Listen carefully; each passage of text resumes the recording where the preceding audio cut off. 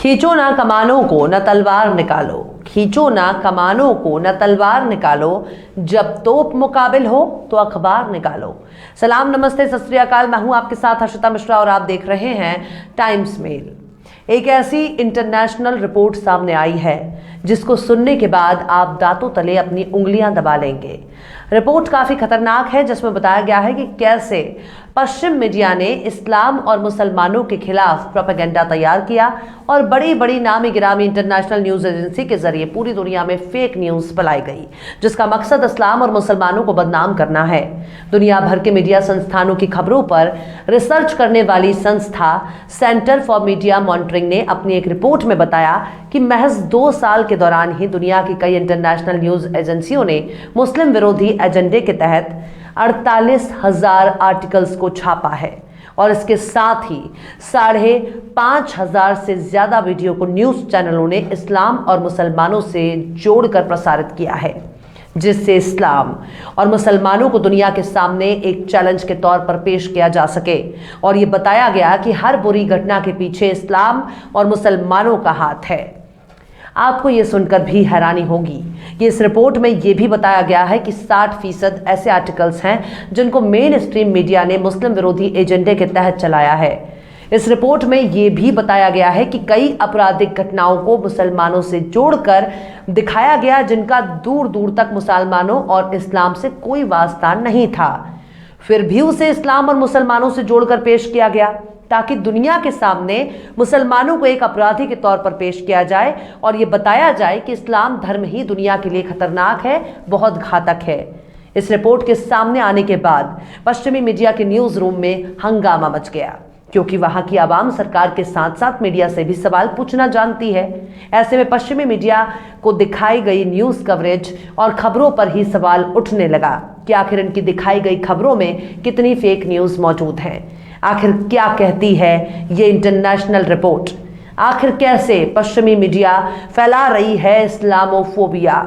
आखिर कैसे टीवी, अखबारों और डिजिटल मीडिया के जरिए फैलाया गया इस्लाम विरोधी एजेंडा और कैसे पश्चिमी मीडिया का प्रोपेगेंडा हुआ बेनकाब? बताएंगे आपको और भी बहुत कुछ। लेकिन आप अगर हमारे चैनल पर नए हैं और पहली बार हमारी वीडियो को देख रहे हैं तो आप हमारे चैनल टाइम्स मेल को सब्सक्राइब कर लें, वीडियो को लाइक कर दें और बेल आइकन का नोटिफिकेशन बटन भी आप प्रेस कर दें ताकि बिना देरी हमारी हर खबर आपको मिलती रहे। लौटते हैं अब खबर की तरफ। हमारी दुनिया का इतिहास बहुत पुराना है। किसी जमाने में पर्शियन एम्पायर से लेकर रोमन एम्पायर जैसे सुपर पावर हमारी इसी दुनिया में मौजूद हुआ करते थे, जिनके सामने दुनिया के बाकी मुल्क या तो झुका करते थे या फिर उन्हें झुकने पर मजबूर कर दिया जाता था। लेकिन इस्लाम के आने के बाद अरब के लोगों ने समूचे रेत पर बादशाहत कायम कर दी। इसके बाद एक ऐसा दौर भी आया जब मंगोलों ने कलमा पढ़ना शुरू कर दिया, जिसके बाद फिर सुपर पावर मानी जाने वाली पर्शियन और रोमन एम्पायर के पांव उखड़ने लगे और उन देशों पर भी इस्लाम का परचम लहराने लगा। तुर्क खलीफा अब्दुल हमीद खान सानी के दौर में ही पत्रकारिता के विकास ने जोर पकड़ लिया था। लेकिन इस दौर में भी पश्चिमी देशों ने अपनी बड़ी बड़ी मीडिया संस्थाएं बनाई और उन्हीं मीडिया संस्थाओं के जरिए शुरू हुआ धर्म के नाम पर नफरत फैलाने का काम।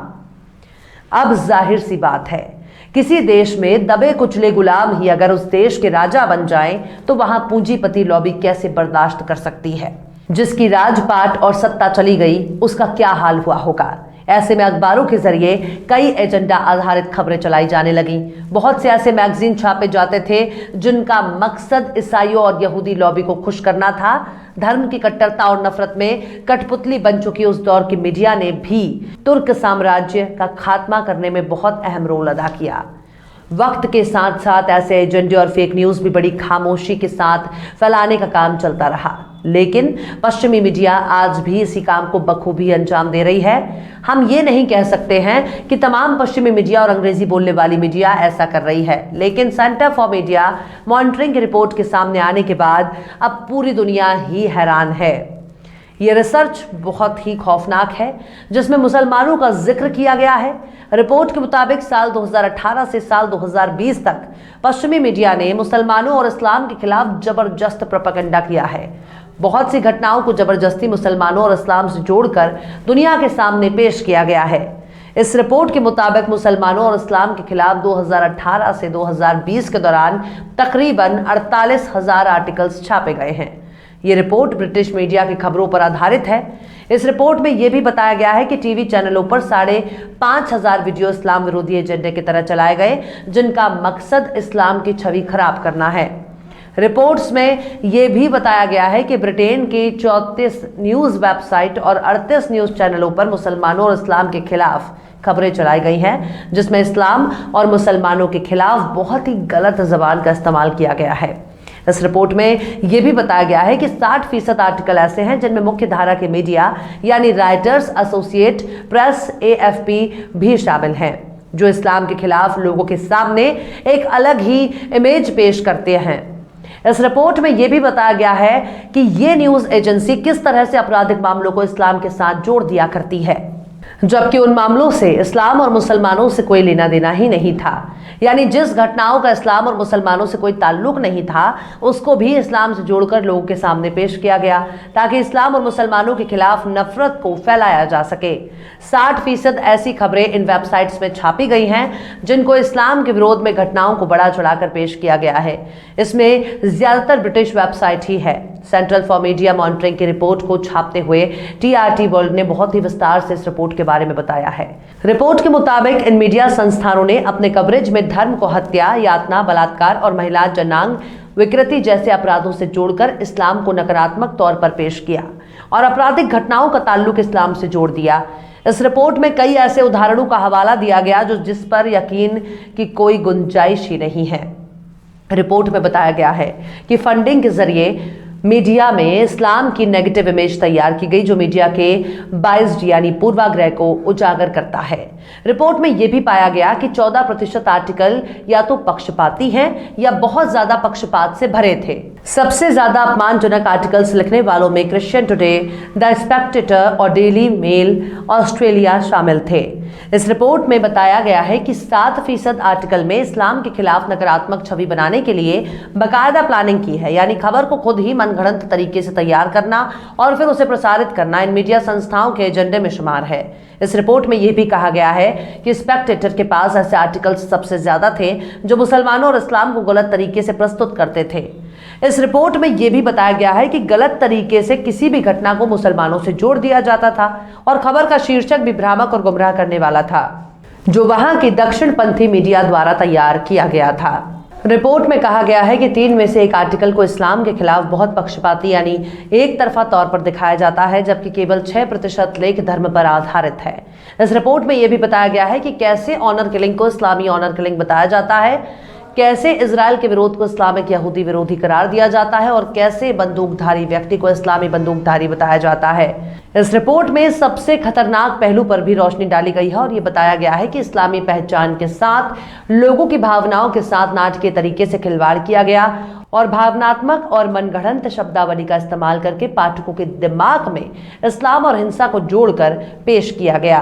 सेंटर फॉर मीडिया मॉनिटरिंग की रिपोर्ट में बताया गया है कि कैसे ब्रिटिश मीडिया मिडिल ईस्ट और मुस्लिम दुनिया में संघर्ष को देखने और रिपोर्ट करने के लिए सांप्रदायिकता नजरिए का इस्तेमाल करता है। इसके तहत शिया और सुन्नी मुसलमानों में मतभेद को बढ़ावा देने का काम किया गया, यानी शिया सुन्नी के बीच दरार पैदा करने के लिए मीडिया ने खूब मेहनत की।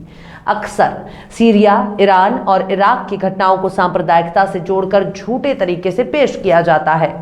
इस रिपोर्ट में यह भी बताया गया है कि मीडिया द्वारा इस्लामिक शब्द को भ्रामक पर हिंसा और आपराधिक कृत्य के लिए इस्तेमाल किया गया और इस्लामिक शब्द के इस्तेमाल से इस्लामिक शब्द को अपमानजनक तरीके से वर्णित किया गया।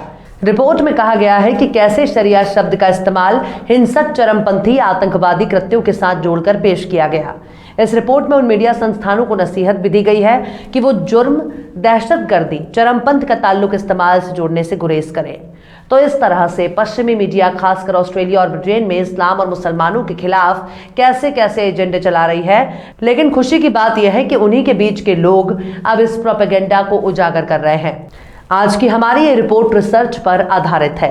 अगर कोई अखबार या फिर वेबसाइट हमारे इस खबर को छापना चाहता है तो हमें ईमेल कर सकता है, और अगर किसी यूट्यूब चैनल या फिर न्यूज़ चैनल हमारे इस वीडियो को अपनी खबर के साथ इस्तेमाल करना चाहता है तो सिर्फ 10% हिस्से के इस्तेमाल करने की इजाज़त दी जाएगी, जिसमें हमारे चैनल का रेफरेंस को खबर में बताना अनिवार्य होगा और वीडियो के डिस्क्रिप्शन में हमारे चैनल के वीडियो लिंक को भी देना होगा। वैसे दुनिया बहुत बड़ी है और तमाम तरह के प्रोपेगेंडे से भरी हुई है। ऐसे में खबरों का चुनाव बहुत ज़रूरी है, क्योंकि मीडिया की विश्वसनीयता सवालों के घेरे में है। लेकिन टाइम्स मेल हमेशा की तरह सत्ता और मीडिया के रवैये पर सवाल उठाता रहेगा। बहरहाल चलते चलते आखिर में अल्लामा इकबाल ने भी क्या खूब फरमाया है, नक्शे तौहीद का हर दिल पे बिठाया हमने, नक्शे तौहीद का हर दिल पे बिठाया हमने, ज़ेरे खंजर भी ये पैगाम सुनाया हमने। फिलहाल इस वीडियो में बस इतना ही। ये वीडियो आपको कैसा लगा कमेंट बॉक्स में आप ज़रूर बताइए। वीडियो पसंद आए तो लाइक करें। हमारे वीडियो लिंक को फेसबुक, ट्विटर, व्हाट्सएप पर अपने रिश्तेदार, यार, दोस्तों को भी शेयर करें। और बेबाक, निष्पक्ष, स्वतंत्र पत्रकारिता को सपोर्ट करने के लिए आप हमारे यूट्यूब चैनल टाइम्स मेल को ज़रूर सब्सक्राइब करें। और हाँ, बेल आइकन की घंटी वाली बटन भी आप ज़रूर दबा दें, ताकि आपको हमारे आने वाले नए वीडियो की नोटिफिकेशन फौरन ही मिल जाए। फिर मिलता है किसी और वीडियो में एक नई खबर के साथ। हर्षिता मिश्रा को दीजिए इजाजत। जय हिंद। तो देख लिया आपने हमारे इस वीडियो को। हमें उम्मीद है कि आपने हमारे वीडियो को लाइक किया होगा और दूसरों को भी शेयर किया होगा। अगर अभी तक आपने हमारे चैनल टाइम्स मेल को सब्सक्राइब नहीं किया है तो जल्दी से सब्सक्राइब कर दें और बेल आइकन भी प्रेस कर दें।